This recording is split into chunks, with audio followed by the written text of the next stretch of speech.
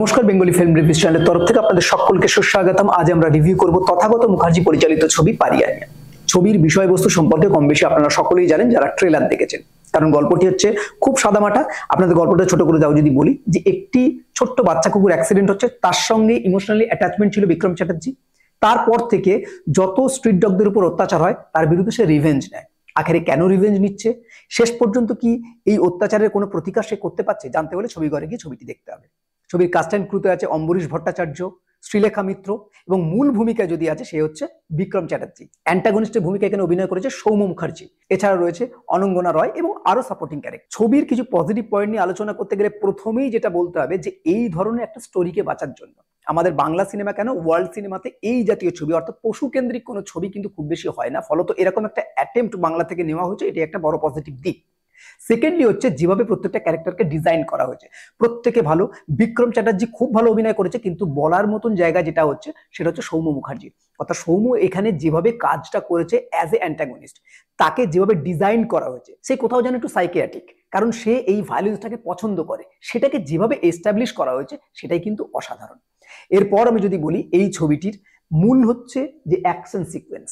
এই ছবিটি পুরোপুরি কিন্তু কোনোভাবে আপনারা একটা কমার্শিয়াল ফ্লেভারের ছবি বলতে পারবে না, তবে কমার্শিয়াল কিছু প্যারামিটার কিন্তু অবশ্যই এই ছবির মধ্যে আছে। যেখানে অ্যাকশনগুলো আপনারা দেখতে পাচ্ছেন, সেই অ্যাকশনগুলোকে যেভাবে ডিজাইন করা হয়েছে, দেখুন অ্যাকশনগুলো কিন্তু পুরোপুরি কমার্শিয়াল ধাঁচের বলবো না, অনেকটা রিয়ালিস্টিক আছে, কিন্তু তারপরও যে প্যারামিটার মানে কমার্শিয়াল সিনেমার যে প্যারামিটারটা এই অ্যাকশনের মধ্যে যে ইমপ্লিমেন্ট করা হয়েছে সেটা কিন্তু অসাধারণ, বেশ ভালো লাগে। বিশেষ করে শেষের দৃশ্যে যেভাবে অ্যাকশনটাকে সিনক্রোনাইজ করা হয়েছে এবং যেভাবে সেখানে ভায়োলেন্সটাকে তুলে ধরা হয়েছে, আপনাদের গায়ে জাস্ট কাঁটা দেবে।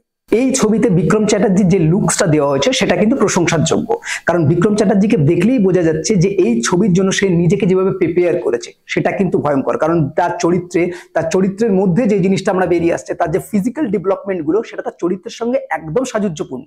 এবং সেই চরিত্রগুলোকে তৈরি করার জন্য, সেই ফিজিক্যাল ডেভেলপমেন্ট করার জন্য তার যে ব্যাকগ্রাউন্ডের খাটনি, সেটা কিন্তু পরিষ্কার বোঝা যায় এই ছবির মধ্যে দিয়ে। ছবির স্ক্রিপ্ট ডিজাইন খুব ভালো হয়েছে এবং সেগুলোকে যেভাবে ইমপ্লিমেন্ট করা হয়েছে সেটাও ভালো। বেশ কিছু জায়গায় পাঞ্চ লাইন আছে যেটা খুব সুন্দর করে ওয়ার্ক করে।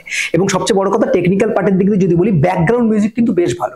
ব্যাকগ্রাউন্ড মিউজিকের মধ্যে যে ইমোশনটা, সেই ইমোশনটা কিন্তু পরিষ্কারভাবে বেরিয়ে হচ্ছে, এবং তার মধ্যে দিয়ে যে ভায়োলেন্সের সময় যে ব্যাকগ্রাউন্ড মিউজিক গুলো, সেটাও কিন্তু আপনাদের মধ্যে কোথাও কোথাও গুজবাম্প সৃষ্টি করবে। তবে এই ছবির মধ্যে কিছু খারাপ লাগার জায়গা ব্যক্তিগত আমার, সেটা হচ্ছে যে এই ছবির মধ্যে বেশ কিছু কিছু জায়গায় পুলিশের দৃশ্য আছে, মানে যেখানে দেখা যাচ্ছে যে এই যে ক্রাইম গুলোর পিছনে যে কারণ, তার জন্য পুলিশ কিছু তদন্ত করছে, কিন্তু যেভাবে তদন্তটা করছে সেই জায়গাটা কিন্তু খুব একটা গ্রহণযোগ্যতা পায়নি। এবং সবচেয়ে বড় কথা, এই ছবির মধ্যে আমরা যখন ট্রেলার দেখেছিলাম তখন তার মধ্যে যে ইমোশনটা বেরিয়ে এসেছিল, পুরো ছবির মধ্যে সেই ইমোশনটা না কোথাও যেন ঠিকঠাক করে বিল্ড আপ করেনি বা ওয়ার্ক করেনি।